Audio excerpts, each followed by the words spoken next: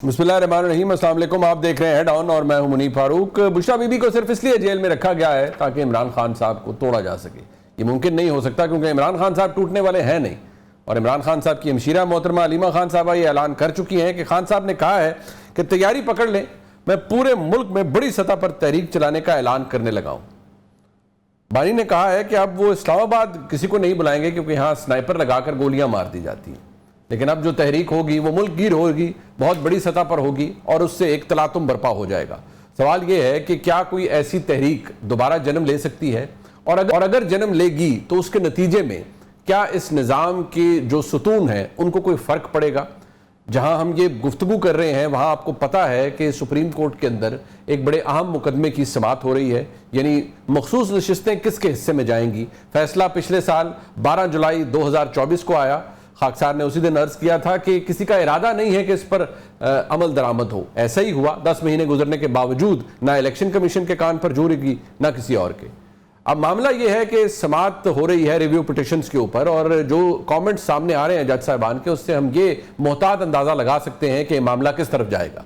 और अगर ये नशिस्तें सुन्नी इत्तेहाद काउंसिल को ना मिली, जो कि मिलती हुई नजर नहीं आ रही, तो फिर यह निज़ाम मजीद मजबूत हो जाएगा।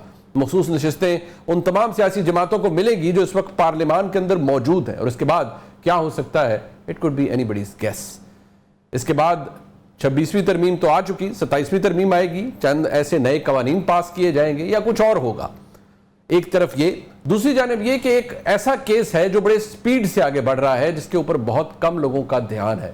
उसके बारे में जिक्र हो जाता है लेकिन उसके बारे में जो कॉन्क्रीट डिटेल्स हैं वो अभी तक सामने नहीं आ रही, और वो है GHQ हमला केस। जी हाँ, ये वो केस है। इस वैसे तो इमरान खान साहब के ऊपर मुतअद्दिद केसेस हैं पंजाब के अंदर, ओवरऑल पाकिस्तान में भी केसेस हैं, लेकिन जिन मुकदमात में इंसदाद दहशत गर्दी की दफात शामिल की गई हैं उनकी तादाद तकरीबन 35 है। उन 35 मुकदमात में से ये वो वाहिद मुकदमा है इस वक्त तक जिसमें इमरान खान साहब को चार्ज कर दिया गया था दिसंबर 2024 में। बाकी मुकदमात चल रहे हैं। आज गुज़िश्ता रोज़ भी अदालत ने कहा कि उनका जो लाहौर वाली इन्वेस्टिगेशन है उनमें पॉलीग्राफ टेस्ट करवाया जाए। अब 31 मई को यह हुक्म दिया गया है कि बाकायदा तौर पर उनके लिए किया जाए। लेकिन ये मामला जो GHQ हमला केस का है, इसमें तकरीबन 54 के करीब जो गवाहान हैं जो कि प्रोसिक्यूशन के हैं, जिनमें से तकरीबन 30 से 35 के दरमियान ऐसे हैं जो कि ऑलरेडी पेश हो चुके हैं। उनका अभी उन पर जरा होनी है, लेकिन ये काफ़ी स्पीड से आगे बढ़ रहा है और सुप्रीम कोर्ट की डायरेक्शन ऑलरेडी मौजूद है कि 40 दिनों में आपने इसको कंक्लूड करवाना है। तो in the middle of all this ये मामला कहाँ जाएगा। इत्तेहाद वो जो तहरीक इंसाफ बना नहीं सकी, तहरीक वो जो तहरीक इंसाफ चला नहीं सकी, तो फिर ये मामला जाएगा किधर। यही एक बहुत बड़ा सवाल हमारे सामने मौजूद है। और मेरे मौजूद मेहमान भी मेरे साथ मौजूद, आप मंसूर अली खान साहब मेरे साथ मौजूद हैं, सीनियर सहाफ़ी हैं, किसी तारुफ के मोहताज नहीं। मंसूर साहब आपका बहुत शुक्रिया। जनाब हमाद हसन साहब हमारे साथ मौजूद हैं, सीनियर सहाफ़ी हैं, बहुत अहम खबरें होती हैं उनके पास, बहुत शुक्रिया हमाद भाई आपका भी। और अलीना शिगरी साहबा हमारे साथ मौजूद हैं, सीनियर सहाफ़ी हैं और किसी तारुफ के मोहताज नहीं है, बहुत शुक्रिया अलीना आपका भी।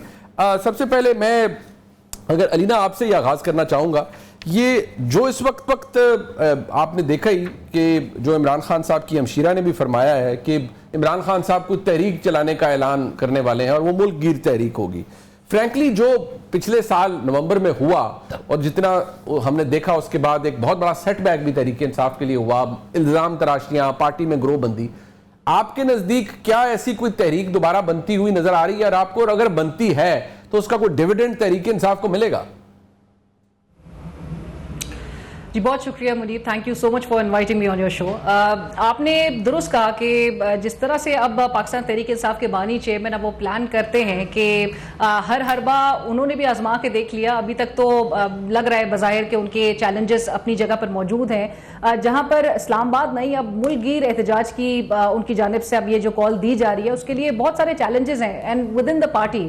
शायद यही वजह है कि पाकिस्तान तहरीक इंसाफ के बानी चेयरमैन वो अगर एस्टैब्लिशमेंट के साथ भी इंगेज करना चाहते हैं तो वो वन ऑन वन टॉक्स करना चाहते हैं। वो अपनी लीडरशिप को फिलहाल इतना क्रेडिबल नहीं समझते कि वो लीडरशिप के थ्रू जो है वो कोई एंगेजमेंट करना चाहे। उन्होंने साइडलाइन कर दिया, मामलात अपने हाथ में ले लिया है और एक मुल्कगीर एहतजाज के लिए भी बज़ाहिर तो ऐसा नजर आ रहा है कि फौरी तौर पर ये मुल्कगीर एहतजाज के इस वक्त एक हमें सूरत हाल नजर भी नहीं आएगी। उसके लिए जाहिर है अगर आपको वेल प्रिपेयर्ड होना है, वेल ऑर्गेनाइज्ड होना है, तो उसके अंदर पार्टी के अंदर आपको डिविजन्स बहुत ज्यादा क्रैक्स इस वक्त सरफेस कर चुके हैं।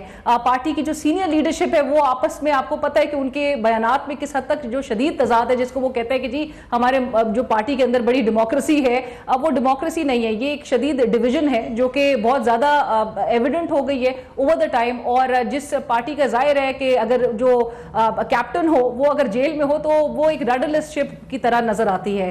चैलेंजेस बहुत हैं मूवमेंट के हवाले से। मेरे ख्याल से इनको it will take them a long time to gather all the support. Public भी जो कि उनके साथ मेरे ख्याल से सपोर्ट तो है मुनीब, लेकिन अवाम भी जो है वो देखना चाहती है कि वो किसकी तरफ देखे। जहां पर अवाम को कॉल दी गई, आपने 4 अक्टूबर का भी देखा गुज़िश्ता साल का सिनारियो, अवाम बाहर निकले उनकी कॉल पे, लेकिन अवाम जो है वो मुंतजर नजर आई कि वो किस लीडर के पीछे खड़े हों। 26 नवंबर को भी इसी तरह की सूरत हाल नजर आई कि जहां पर अवाम तो सारे डी चौक की जाने बढ़ रहे थे, लेकिन उसके बाद गंडापुर साहब, बुशरा बीबी वो फिर वहां से रवाना हो गई, जिन सर्कमस्टांसेस में भी रवाना हुई, लेकिन अवाम ने हमेशा इनके लिए जो है वो अपनी सपोर्ट को इंश्योर किया है। बट अगेन ये अवाम को भी अब बाहर निकालना मेरे ख्याल से, जो कि ऑलरेडी बड़ा नाला है, जो इनसे ऑलरेडी सवाल करते हैं कि आपको इमरान खान के नाम पर वोट जरूर मिला है, लेकिन आपने तमाम पोजीशंस लेने के बाद आपने उसकी रिहाई के लिए क्या किया। और रिहाई में मेरे ख्याल से अभी भी उस हवाले से भी बड़ी डिविजन्स हैं। तभी हम आज इमरान खान साहब का स्टेटमेंट आपकी भी नजर से गुजरा होगा जहां पर नीमा खान साहिबा कहें कि जी अब पार्टी में जो डबल स्टैंडर्ड्स हैं या जो दोनों साइड्स पे जो खेल रहे हैं उनकी गुंजाइश नहीं होगी। तो ये वो उन तमाम अनासिर को मेरे ख्याल से ये पैगाम दिया गया है कि अब वो पार्टी के साथ जो है वो सिंसियरिटी के साथ आगे बढ़े और इमरान खान साहब की रिहाई के लिए, ऑल्दो के you also know it very well के चैलेंजेस बहुत हैं मुल्कगीर एहतजाज के लिए, मेरे ख्याल से अभी भी उनके लिए वो एटमॉस्फेयर, वो माहौल जो है वो बहुत ज्यादा कंड्यूसिव नहीं नजर आता कि जहां पर, और विद इन द पार्टी तो सबसे पहले ही चैलेंजेस से उनको निपटना बहुत जरूरी है, बहुत जरूरी है। यानी कि इंटरनल इश्यूज बहुत हैं। ये मंसूर साहब, ये जो इमरान खान साहब ने कहा है कि जी विकेट के दोनों तरफ खेलने वाले लोग ये फैसला कर रहे हैं इन्होंने यजीदी निज़ाम के साथ चलना है या नजरिए के साथ चल रहे हैं, इस विकेट के दोनों तरफ खेलने वाले कौन हो सकते हैं? वो आइडेंटिफाइबल भी होंगे तो या तो उनको फारग कर दें वो जिस जोंदों पे हैं, लेकिन उन्हें ये कहना कि आप फैसला कर लें कि आपने किस निज़ाम की तरफ चलना है या किस तरफ चलना है, ये is it a product of acute frustration ये जो खान साहब ने कहा है, या ये इसके पीछे कोई थॉट आउट चीज है तहरीक इंसाफ की कि वो वार्निंग कर दे रहे हैं कि भाई हमने आइडेंटिफाई कर लिया है जो दोनों तरफ खेल रहे हैं लोग उनको? बहुत शुक्रिया मुनीब साहब। देखिए मुझे लगता है इस तरह जैसे 2011 के बाद जिस तरह पाकिस्तान तहरीक इंसाफ एक ट्रांसफॉर्म हुई थी और बिल्कुल उसके अंदर नई शक्ल बन गई थी, नए नए लोग आना शुरू हो गए थे, तो करते करते करते करते आज 2025 में तकरीबन 14 साल के बाद जो पाकिस्तान तहरीक इंसाफ की शक्ल बन चुकी है, खान साहब एक्चुअली चाहते हैं ये कि तहरीक इंसाफ ये वो वाली हो जो 1997 में थी। 1997 में, 1998 में, जब लोग सिर्फ और सिर्फ जो है वो इमरान खान साहब की जात की वजह से, नजरिए की वजह से पार्टी में शामिल थे, उनको जानता कोई नहीं था, उनका वोट बैंक भी कोई नहीं था, लेकिन प्योरिटी के साथ जो है वो खान साहब के साथ थे। लेकिन जो इसके अंदर वायरस आया या जो भी तब्दीली आई वो तो 2011 में खान साहब ने खुद दरवाजे खोले और उसके बाद लोग जो है अंदर एंटर हुए। बात यह है कि ये जो भी बात हो रही थी एहतजाज की, मैं एक कहानी आपके साथ, चले खबर आपके साथ शेयर करता हूँ, कहानी तो नहीं खबर है जी। वो ये है कि ये अभी बहुत बातें हो रही थी कि जी कोई मुज़ाकरात हो रहे हैं क्या, कोई बाहर से डॉक्टर्स आए हुए हैं, कोई इस तरह की बात हुई है। तो मेरी एक साहब से बात हुई अभी आपके प्रोग्राम से चंद घंटे पहले जी जी, जो बेसिकली इमरान खान साहब के लिए मुज़ाकरात करने के अंदर इन्वॉल्व रहे हैं, बाहर से आए हुए हैं और वो अभी भी पाकिस्तान में हैं जी जी। और वो अभी मुझे नहीं पता कि हालिया हुई है, लेकिन आज से चंद माह पहले तो कम से कम उस प्रोसेस का हिस्सा थे, ये मैं कंफर्म कर सकता हूँ। तो मेरी उनसे बात हुई, मैंने कहा जी आप कर रहे हैं आजकल कोई बातचीत, कोई डील शील चल रही है? उन्होंने मुझे कहा जी आपने माहौल देखा है, यहाँ पे कोई डील हो सकती है क्या? ये जो हरकतें ये लोग कर रहे हैं इसमें कोई डील हो सकती है? मैंने कहा जी क्या मतलब आपका? कहते हैं आप देखिए जंग के अंदर जो इन्होंने जो कुछ किया, जिस किस्म के बयान दिए, उसके बाद जब आसिम मुनीर साहब जो है फील्ड मार्शल के ओहदे पे आए, उसके बाद जो बयान दिया गया अलीमा खान साहिबा की जानिब से, उसके बाद ये जो बातें की जाती हैं जी हम एहतजाज करेंगे, हम सड़कें गर्म कर देंगे, लोगों को बाहर निकाल देंगे, इस माहौल के अंदर क्या कभी बात हो सकती है क्या?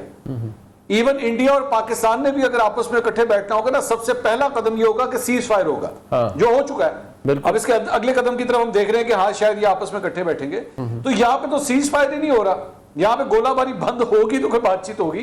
तो कोई माहौल ही नहीं है इस वक्त के किसी किस्म की कोई बातचीत हो सके या इमरान खान साहब को किसी किस्म की फिलहाल कोई डील मिल सके। ये हमाद भाई, ये जो बात है विकेट के दोनों तरफ खेलने वाली, अभी जैसे मंसूर साहब ने भी कहा, फैक्ट यही है, आपने भी 2 दिन पहले, मैं आपका 1 दिन पहले ट्वीट देख रहा था, आपने, बहुत से लोग फिर आपके भी पीछे पड़ जाते हैं, आपने कहा भाई ऐसा कुछ भी नहीं हो रहा है, ये सब फ्रॉड है, झूठ है। मुझे सिर्फ ये बताइए, ये जो विकेट के दोनों तरफ खेलने वाले हैं, क्या इसमें वैसे जान के मान पा के कहा जाता है, क्योंकि गंडापुर साहब भी बुरा मना जाते हैं, क्या ये इशारा गंडापुर साहब की तरफ है? क्योंकि बहुत से लोग तो उनको हरफ तनकीद बनाते रहते हैं कि जी वो कॉम्प्रोमाइज्ड हो गए हैं, वो कुछ नहीं कर रहे, हालांकि वो खान साहब का मुकदमा तो बेचारे हर जगह जाके लड़ते हैं, बनता कुछ नहीं, उसका कुछ नहीं कहा जा सकता। मुनीब, वो कहाँ मुकदमा लड़ते हैं? मैं आपको एक ब्रेकिंग दे दूं कि खान साहब के 2 अहम तरीन रहनुमाओं ने, चले मैं अभी नाम नहीं लेता, उन्होंने खान साहब को गलत इत्तलात पहुंचाई है कि एस्टेब्लिशमेंट के साथ हमारे राब्ते हैं और वो ये कह रहे हैं, वो ये डिमांड कर रहे हैं, ये कह रहे हैं, हालांकि इस तरह से मुलाकात ही नहीं हुई थी। अच्छा, ये झूठ यानी कि खान साहब को बोला गया है? खान साहब को मुकम्मल तौर पर झूठ बोला गया, सिरे से मुलाकात ही नहीं हुई थी, लेकिन अपनी अहमियत बढ़ाने के लिए, खान साहब को एक तरह से एंगेज करने के लिए इस तरह की बातें की जा रही है। दूसरी तरफ आप देखें तो इमरान खान बजाते खुद कंफ्यूज भी है, डरे सहमे भी है, और मैं अपनी बात वाज़ेह करूं कि डरे सहमे इसलिए कि उन्होंने मुकम्मल तौर पर, यानी खुले आम, उन्होंने एक ऑप्शन छोड़ दिया है कि एस्टेब्लिशमेंट के साथ बात करना चाहता हूं। ये वो पहले दिन से, डे 1 से कह रहे हैं, लेकिन अब तो बाकायदा जब बैरिस्टर गौहर, सलमान अकरम राजा और बैरिस्टर अली जफर उन्हें मिलने गए तो उनके जरिए बाकायदा तौर पर पैगाम भी दे दिया, और उस पैगाम का उनको जवाब भी मिला कि अगर बात करनी है तो हम तो पहले भी आपसे कह चुके हैं कि प्राइम मिनिस्टर हाउस के साथ बात कर ले, पार्लियामेंट के साथ बात कर ले। दूसरी तरफ वो दबाव डाल रहे हैं कि मैं एहतजाज करूंगा। तो भाई आप एहतजाज कहां करेंगे? जिस सूबे में आपकी ताकत है वो सूबा करप्शन और बैड गवर्नेंस में लथपथ हो चुका है। आने वाले चंद दिनों में आप एक ऐसा खौफनाक स्कैंडल देखेंगे जो पाकिस्तानी तारीख का सबसे बड़ा स्कैंडल होगा। 40 अरब उसके सामने कुछ भी नहीं होंगे। अब कारकुन भी इमरान खान की रहाई नहीं चाहते। नहीं, ये बड़ी खतरनाक बात नहीं, मतलब ये जो आपने बात, कारकुन क्या मतलब? कारकुन तो इमरान खान के लिए पागल है, वो तो चाहता है कि इमरान खान बाहर आए। ये गलत तासुर है मुनीब, ये गलत तासुर है कि कारकुन पागल हो रहे हैं। कारकुनों के अपने अपने मफादात है।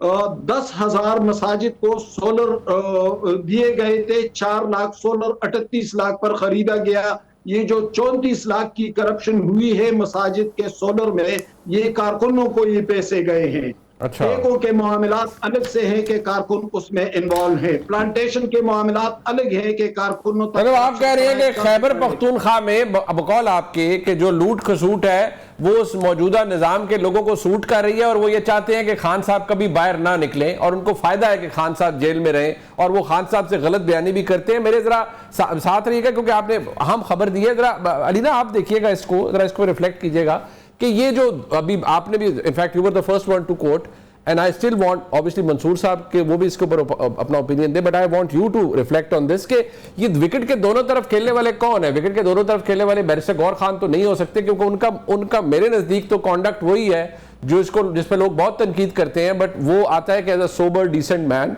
Who wants Imran Khan out, और वो कोशिश भी करते हैं, but who else it could be? Munib, बिल्कुल नीयत पे शक नहीं किया जा सकता। मेरा ख्याल से हर कोई पाकिस्तान तहरीक इंसाफ के अंदर अपनी अपनी कैपेसिटी में ज़रूर कोशिशें तो ज़रूर कर रहा है।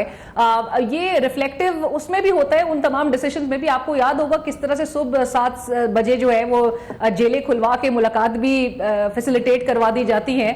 अब ये भी हमारे सामने है, वरना तो आपको पता है फिर एक्सेस किस तरह का एक मुश्किल तरीन मेरे ख्याल से एक मरहला होता है पाकिस्तान तहरीक इंसाफ की क़यादत के लिए अपने बानी चेयरमैन से मुलाकात करना। लेकिन आजकल में हमें नजर आ रहा है 6 घंटे तक अली जफर साहब मुलाकात कर लेते हैं, तवील जो है वो मुलाकातें दीगर रहनुमाओं को भी इजाजत मिल जाती है। सो अभी कुछ ऐसा बहुत मिक्स सिग्नलिंग है। अगेन आप नहीं गेज कर सकते कि पसे पुष्ट क्या कुछ चल रहा है। हमेशा राब्ते जो है मुनीब वो कभी भी पब्लिकली इसको कोई भी आके बरमला एडमिट नहीं करेगा।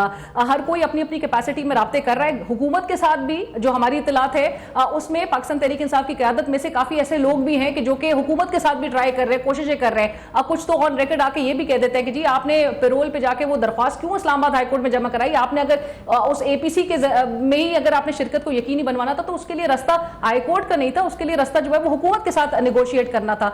सो हर कोई अपनी कैपेसिटी में कर रहा है। लेकिन जहां पर आप ये वाली बात करें कि जी अवाम शायद इस पूरे खैबर पख्तूनख्वा की स्पेशली अवाम वो बड़े बाशऊर लोग हैं मेरे ख्याल से।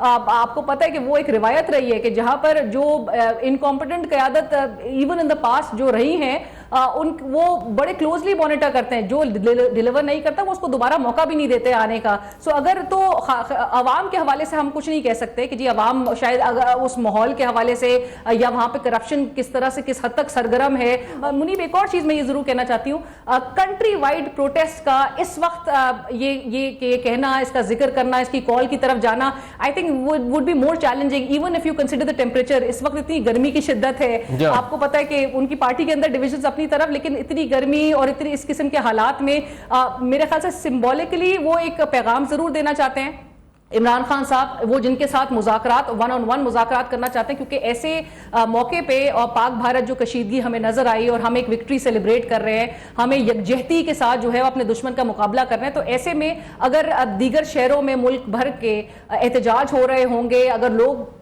चलें, अगर लेट्स से अगर ये थोड़े बहुत भी लोग अगर बाहर निकालने में कामयाब होते हैं तो उससे एक इंप्रेशन बहुत खराब जाएगा। आपको पता है कि India at the moment as we speak is again putting forward its best face, जो डिप्लोमेटिक फ्रंट पे हमें जिस तरह से नेगोशिएशंस और जिस तरह से वो अपना मौकफ आगे बढ़ाते हुआ दिखाई दे रहा है। ऑपोजिशन के वो शशि थरूर साहब जो कि बीजेपी ने उस पर ऑब्जेक्शन जरूर की, लेकिन इंडिया वो कुछ कर रहा है और हमें इस वक्त पॉलिटिकल अनसर्टेनिटी से बाहर नहीं आ पा रहे हैं। मंसूर साहब, मूविंग ऑन, ये जो एक ऐसी जमात जिसका लीडर बहुत पॉपुलर है लेकिन जेल में है, जिसके अंदर वर्कर ये कह रहा है कि फलाना कॉम्प्रोमाइज्ड है, फलाना कॉम्प्रोमाइज्ड है, लेकिन इमरान खान जेल के अंदर से अपनी हमशीरा के थ्रू पैगाम भिजवा रहे हैं कि विकेट के दोनों तरफ खेलने वाले। अब आप I know it for a fact कि आप बहुत से लोगों से नेचुरली आपकी वो मुलाकात होती है, बात होती है। Can you at least give us a good guess कि किसकी तरफ इशारा हो सकता है, कौन से लोग हैं ये जो विकेट के दोनों तरफ खेल रहे हैं? क्योंकि ये बात आपको भी पता है, बल्कि हम सबको पता है कि बहुत से दोस्त ऐसे हैं तहरीक इंसाफ के जो डेली रिपोर्टिंग के ऊपर है भाई, मतलब सज्जनों के साथ। मैं आपने जो सवाल किए कि वो कौन से लोग हैं, मेरे ख्याल में आपका सवाल उल्टा होना चाहिए कि वो कौन से लोग नहीं हैं जो ये रिपोर्टिंग नहीं करते, ये रह कौन गया। मतलब मैं एक्चुअली आपने जितनी देर ये क्वेश्चन किया ना, वो जो 5-6 सेकंड आई स्टार्टेड वो जगलिंग इन माय माइंड के मैं किसका नाम लूं जो नहीं है। नहीं है। सो वो गिन चुन के 2-3 नाम ही मेरे सामने आते हैं। मैं अगर उनको आइडेंटिफाई करूंगा तो उनके लिए शायद और प्रॉब्लम्स हो जाए। देखिए बात पता क्या है, रियलिस्टिकली स्पीकिंग, मैं जरा खुल के चले बात करते हैं। हाँ।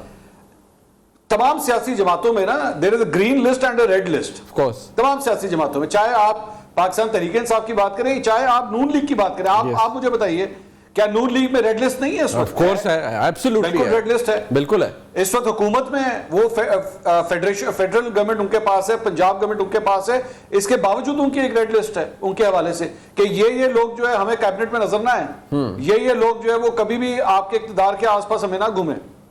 बिल्कुल। तो ऐसी बात नहीं है कि ये नहीं, ये हमेशा होती है। और जो ग्रीन होती है वो ग्रीन लिस्ट ऐसी होती है कि जब आप चाहे हुकूमत में हो चाहे ऑपोजिशन में हो, आप तब भी ग्रीन लिस्ट में होते हैं।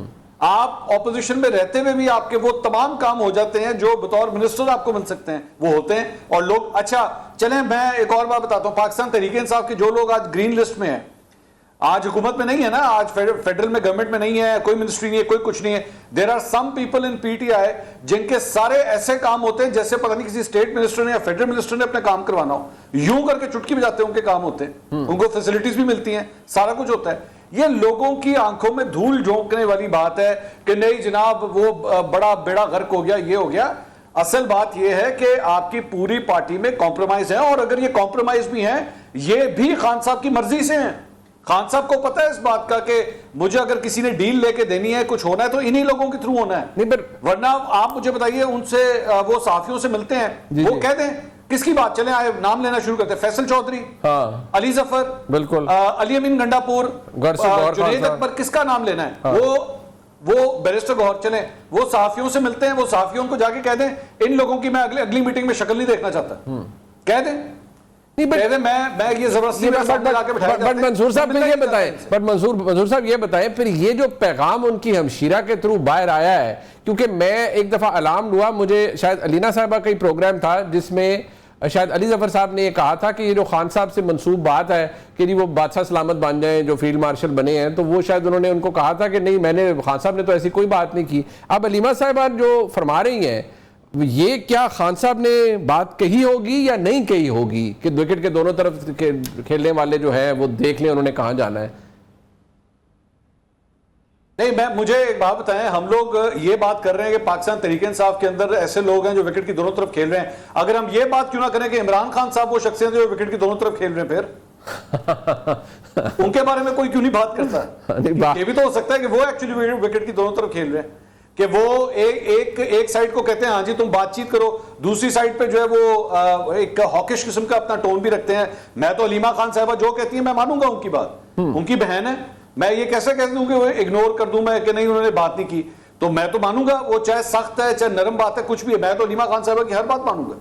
बट ये कितना कमजोर कर दिया है सारी चीज ने महाजन साहब आपके नजदीक? ये जो बार बार एक ही बात है, देखिए मौलाना फजल रहमान साहब के मामलात भी नहीं तय हो पाए, वो इत्तेहाद भी नहीं बन पाया, सिवाय महमूद खान और एकजई साहब के भी मामलात वो इस तरह से नहीं आगे को बढ़ पा रहे उस तरह से अपोजिशन इत्तेहाद के, क्योंकि इमरान खान साहब बार बार कहते हैं मैंने सिर्फ एस्टेब्लिशमेंट से बात करनी है। हाँ, फिर बीच में एक जुमला आ जाता है कि हुकूमत से भी बात कर लें या करना चाहते हैं या नहीं, लेकिन वो कहते हैं अब मैं बैठा हूं बात कर ले एस्टेब्लिशमेंट मुझसे डायरेक्ट। तो कितना कमजोर कर दिया है इस चीज ने इमरान खान साहब की position over the period of time? क्यों कमजोर न हो जब उनका ये रवैया है। मंसूर ने जिस तरह बात की कि वो खुद विकेट के दोनों तरफ खेल रहे हैं, बिल्कुल ठीक कहा। देखिए, अली अमीन गंडापुर और बैरिस्टर सैफ को इसलिए रखा है कि मुझे एस्टेब्लिशमेंट से रिलीफ लेकर दे। बैरिस्टर गौहर को रखा है कि आप पार्लियामेंट के अंदर कुछ मामलात तय करें, प्राइम मिनिस्टर हाउस के साथ राब्ते में रहें। अलीमा खान को मिलके उससे ये बयान दिलवाता है कि बस अपने कारकुनों को मोटिवेट करे, उनको एक तरह से धोखा दे दे कि बस खान साहब डटे हुए हैं। तो वो तो खुद कई जगहों पे खेल रहे हैं, मुख्तलिफ विंडोज उसने छोड़े हुए हैं, कोई विंडो उसने बंद नहीं किया है। आसाब की कमजोरी और पसपाई वाजे है मुकम्मल तौर पर। हुकूमत उनकी नाकाम हो चुकी है।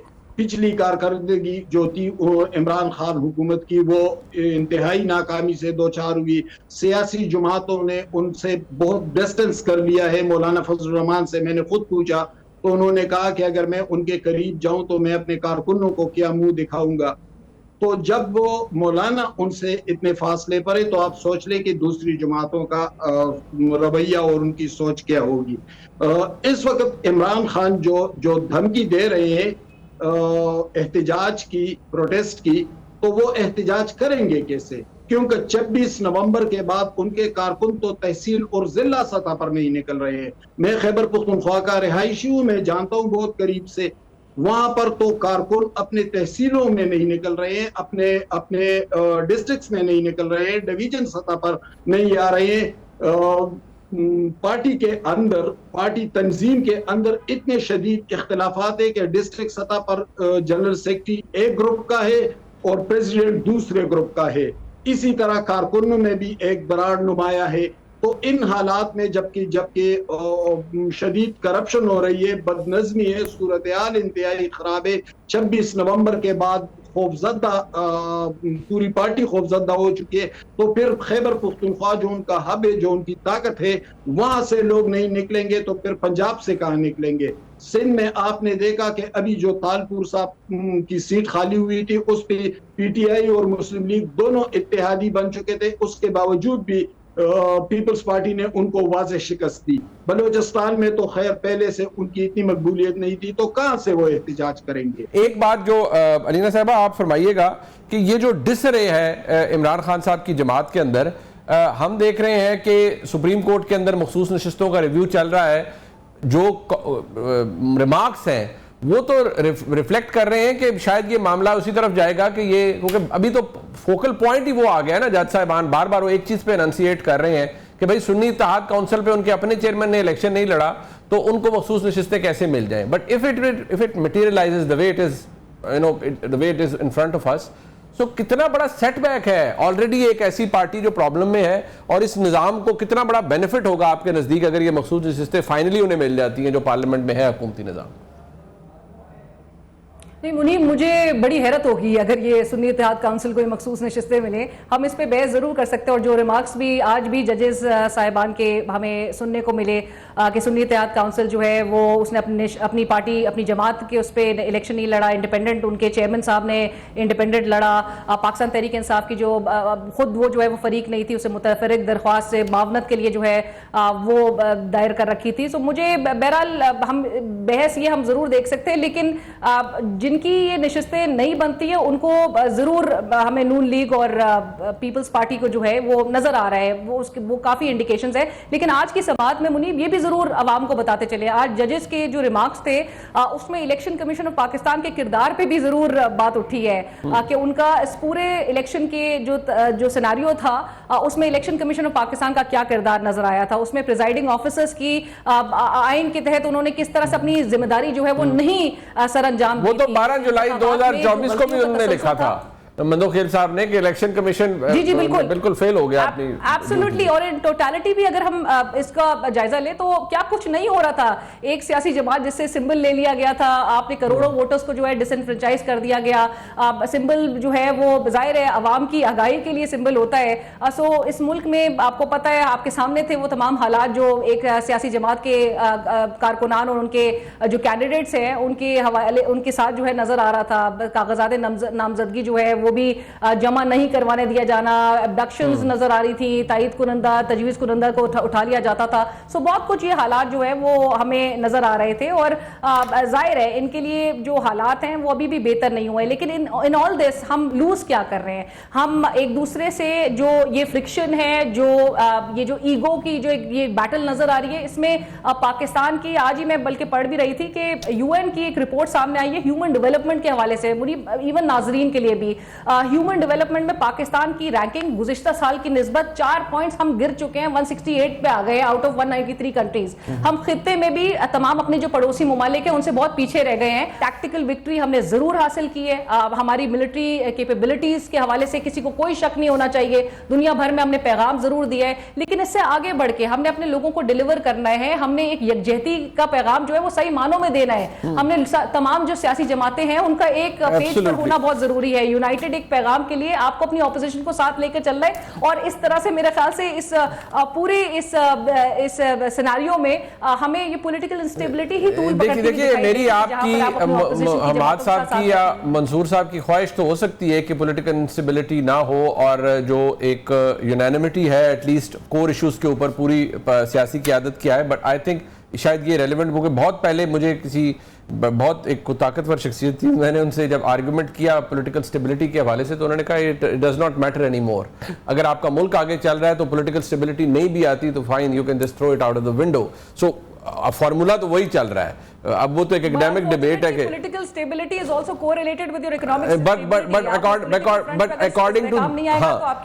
But according to their scheme of things and the way they approach it, उनके नजदीक तो मुल्क बढ़ रहा है and does not really matter कि पॉलिटिकल स्टेबिलिटी है या नहीं है। बट ऑब्वियसली एक आर्गुमेंट है। मंसूर साहब मुझे जरा ये बताइएगा, अगर हम इस मामले को एक कल्मिनेट कर पाए कि हम एक ऐसी जगह पर खड़े हैं जहां ये निज़ाम, मैं हमेशा कहता हूँ, इसने खुद को बनाया, फिर इंसुलेट किया, ताकतवर किया, अपनी जड़ें मजबूत की, मुकम्मल गिरफ्त आ गई। अगर ये मखसूस नशिस्तों वाला मामला भी हुकूमत के हक में चल जाता है, और जो नज़र आ रहा है कि ये सुन्नी इत्तेहाद काउंसिल को नहीं मिलेंगी ये मखसूस नशिस्तें, और इसी हुकूमती इत्तेहाद को इवेंचुअली मिल जाएंगी, लाइकलीहुड यही है, तो क्या होगा? आपको क्या नज़र आता है कि नई कानून साजी, कोई नई आईनी तरमीम, व्हाट नेक्स्ट? देखिए बात यह है कि पाकिस्तान के अंदर जो निज़ाम है ना, वो ना किताब के हिसाब से चलता रहा है और ना चल रहा है। ये निज़ाम जो है वो अपनी ख्वाहिशात के मुताबिक चलता है। वो पहले भी इसी तरह ही चलता था, आज भी चल रहा है।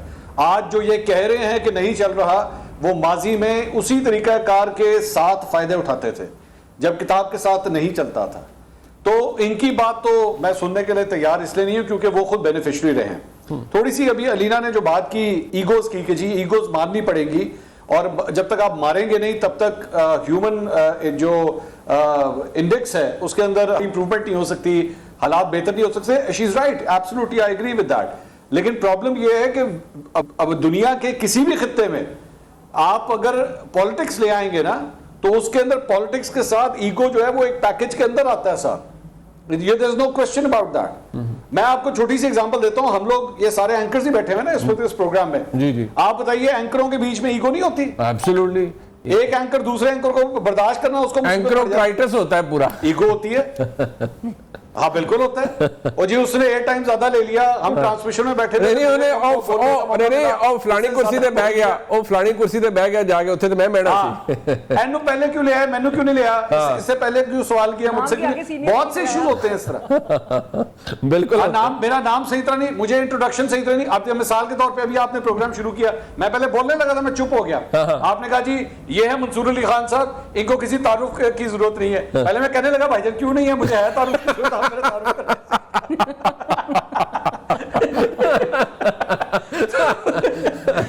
लेकिन वो ईगो आ जाती थी बीच में। हाँ बिल्कुल बिल्कुल। तुझे मुझे पता है आपने बड़ी मुश्किल से रोका है। ईगो तो होती है। तो ईगो तो होती है भाई। ईगो किसकी नहीं होती? इमरान खान साहब की ईगो नहीं थी क्या? इमरान खान साहब ने अपना पूरा 3.5 साल जब गुजारा, वो उनको वो जब बालाकोट का वाकया हुआ, उनको ब्रीफिंग देनी थी। उन्होंने कहा जाओ मैं नहीं बैठता, मैं नहीं बैठूंगा। इनसे हाथ मिलाना पड़ेगा, चोरों लुटेरों से डाकुओं से हाथ मिलाना पड़ेगा। मैं नहीं मिलाऊंगा, मैं बात भी नहीं करूंगा इनसे। मैं इसका एसी उतारूंगा। मतलब एसी उतारने तक की जो बंदा बातें करे वो ईगो नहीं है। अब आज के इस दौर में आज आप उनकी बहनों को नहीं मिलने देते, या इस किस्म की जो भी रुकावटें पैदा होती हैं खान साहब के लिए, वो क्या है? ईगो है सारी। It is all part of ego. तो भाई लेकिन ये ईगो रहती है, ये खत्म। ये अगर it is in a perfect world, अगर हम ये कहें नहीं उन्होंने बिल्कुल, कोई नहीं छोड़ता। जिसको मौका मिलता है वो दबा के अपनी उंगली अंगूठे के नीचे रखता है बंदे को, और वो प्रेस करता है। और आज भी वही हो रहा है। बट मंसूर साहब, क्योंकि आप बहुत, मैं तो देखें कमजोर आदमी हूँ, आप बहुत ताकतवर आदमी हैं, तो आप मुझे ये बताएं कि ये जो आजकल है, ये किसकी ईगो बहुत ज्यादा तगड़ी है आपके नजदीक? मतलब कौन भारी पड़ रहा है? नहीं, जो कुर्सी पे बैठा होगा भाई वो उसी की भारी है, जारी बात है। और वो जो आपके जो असल हुक्मरानी जिसके हाथ में है उसकी पास ही होता है। हमेशा से ये रहा है, कोई नई बात तो नहीं है। 75 साल से इसी तरह ही रहा है भाई, यही फॉर्मूला है। और दूसरी बात यह कि अभी थोड़ी देर पहले जो आपने पहले सवाल किया था कि खान साहब जो है वो क्या दोनों तरफ खेल रहे हैं, खान साहब को भी पता है कि मैंने जब तक अगले की ईगो सेटिस्फाई नहीं की, मेरी मामला तो नहीं हल होने। और इसीलिए उस ईगो को सेटिस्फाई करने के चक्कर में जो है वो ऐसे लोगों को बर्दाश्त करते हैं जो विकेट की दोनों तरफ खेलते हैं। नहीं, बट एक बात मंसूर साहब, just trying to satisfy their ego, लेकिन वो तब भी वो ईगो सेटिस्फाई नहीं हो पा रही। हाँ, मैं देखिए, मैं वही कह रहा हूँ कि मैं इस पे फिर आप कर लें, फिर मैं कंक्लूड करना चाहूंगा, अलीना से कंक्लूड कर देंगी। आपके नजदीक खान साहब is a very intelligent person, ठीक है, वो लोग उन्हें तरह तरह की बातें कहते हैं। आपने कहा वो दोनों साइड्स पर खेल रहे हैं, वो खुद खेल रहे हैं, लेकिन क्या वजह है कि उनके तमाम तर मामलात, पैगामात, सब कुछ, मतलब अब कह ही दिया ना उन्होंने, एक दफा तो नहीं कहा, क्यों नहीं किसी और को पे असर करती बात? और it's been over 2 years now. और अगर इक़्तिदार की बात कहें तो उनको उसको गए हुए 3 साल हो गए हैं, कुछ हुआ क्यों नहीं है? वाई मंसूर साहब आपके नजदीक?